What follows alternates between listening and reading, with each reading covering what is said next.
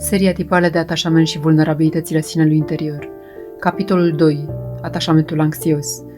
Episodul 1. Iubirea ca foame. Dependența emoțională și nevoia de confirmare. Nu pot să fiu bine dacă nu știu că mă vrei.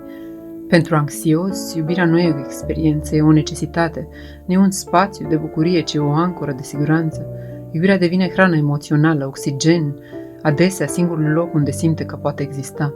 Și astfel, atașamentul anxios transformă relația într-o luptă interioară. Dacă nu sunt dorit, atunci nu contez. Dacă nu primesc atenție, ceva e în neregulă cu mine. Adevărul e că dorința de iubire devine în acest tipar dependență de confirmarea exterioară. Notă importantă: unele comportamente anxioase pot masca dinamici de control, manipulare emoțională sau narcisism rănit. Nu orice manifestare intensă este o expresie autentică de iubire. Uneori este cererea inconștientă de a fi validat, nu un act de iubire profundă.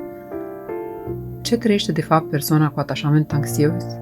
Frica de a fi uitat, ignorat, înlocuit, un gol constant care nu poate fi umplut decât prin aprobarea din afară, nevoia compulsivă de reasigurare, mă mai iubești, o hiperatenție la microsemne de respingere sau distanță, convingerea inconștientă că trebuie să fac ceva ca să merit iubire.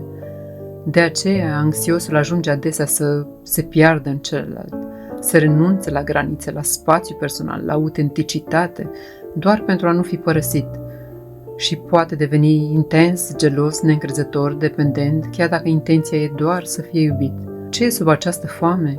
Un copil interior care cândva a trăit iubirea ca intermitență.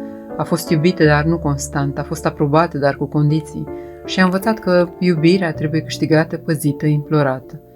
Acel copil nu are nevoie să fie rușinat, ci văzut, ținut, validat. Ce riscuri apar dacă tiparul nu e conștientizat?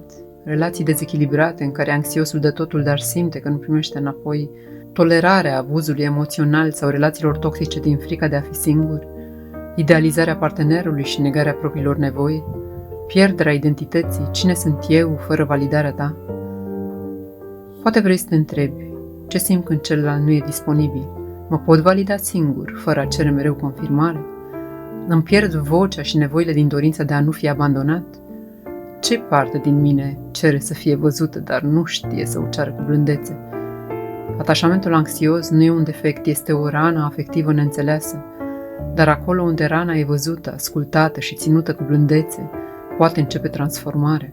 Și pas cu pas, persoana anxioasă poate învăța să spună: am voie să fiu, chiar și când nu sunt dorit. Mă pot iubi, chiar și când nu mă alegi.